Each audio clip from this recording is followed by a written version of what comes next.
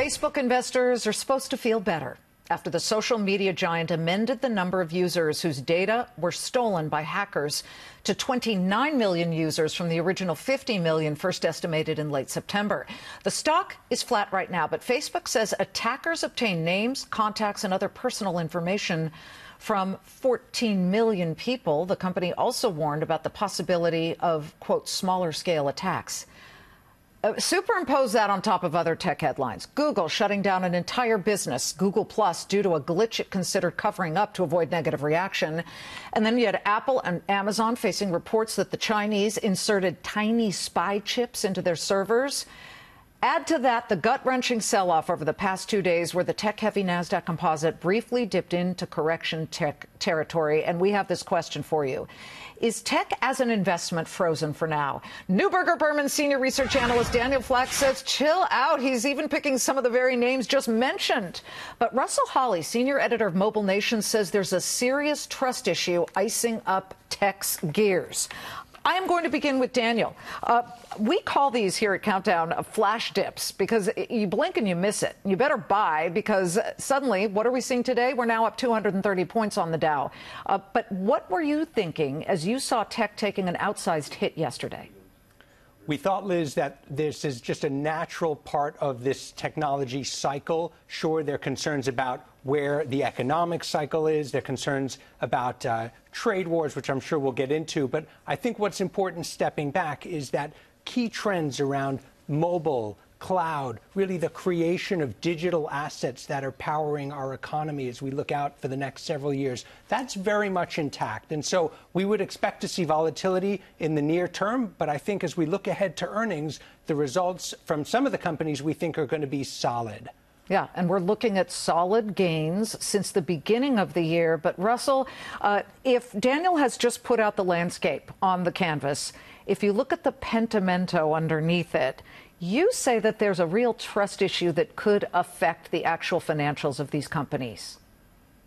Absolutely. I mean, we're looking at a couple of different really key things. You know, 29 million as a drop from 50 million for Facebook's report is okay, but it's also important to keep in mind that each one of those people knows someone else on Facebook, and that's information that the people who are accessing that didn't have before. So that's a tremendous amount of information, and a lot of people are very concerned about that. And while the corporate level of this may be okay, the user level of it is not. And when we're starting to see this from a small business perspective, reports earlier this week of Google, heavyweights, people who regularly invest in Google advertising, are looking at taking half of their budget and putting it towards Amazon instead for the coming year.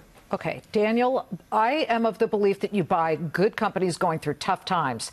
Facebook went through a horrific time back in April, make it March, when it was revealed this Cambridge Analytica outfit had sold, without people's knowledge, some 87 million users' data. Since then, if you bought it at its worst point, it went down even further. It's down 17%. And yet you're saying with some of these names like Netflix that have gotten hammered and Google and Alphabet, you're buying.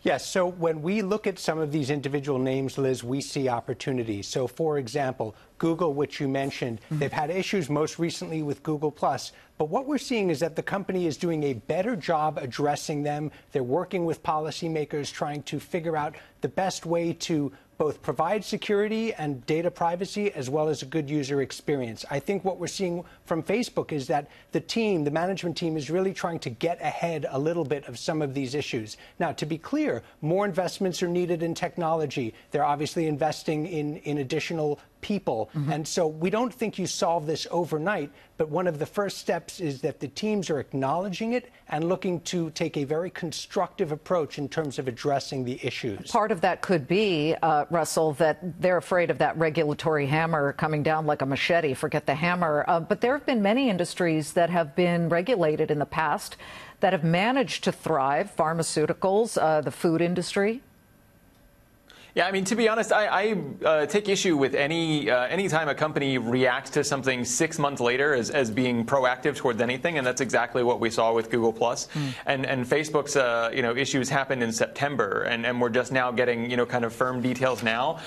We look at the comparison here. We look at things that Apple has done when it comes to being proactive instead of reactive. It's really difficult to compare the two, and I think that that's something users are starting to see, is that it's not good good to find out so late after the fact.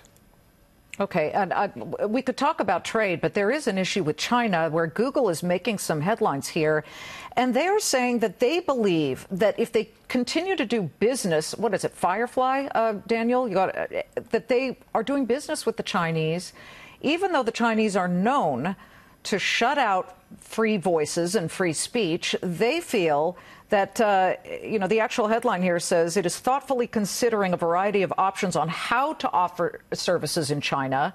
And it's telling U.S. senators it believes offering company services in China could have broad benefits. Senators going to buy that? I think where companies are able to constructively engage with governments, and certainly in different countries, that is the right approach. So Google has pulled out of China, obviously, several years ago. Now they're trying to get back involved. I think when you look at some of the issues with China, Google and perhaps others, Apple notably, can really help bridge some of the differences between these different countries. And so there is no single answer in terms of how to deal with data or privacy or which markets to necessarily go into. But I think we would all agree that over the long term, China remains an opportunity, and I think it makes sense for Google. I hear what you're both saying. I think there's a cloud over them, the likes of what Russell's talking about. Daniel, I know that we're all still using technology. It's not like something bad happens to the refrigerator and you say, I'm going back to the icebox. Nobody's going back to icebox times. Good to see you guys. Thank you so much for discussing it.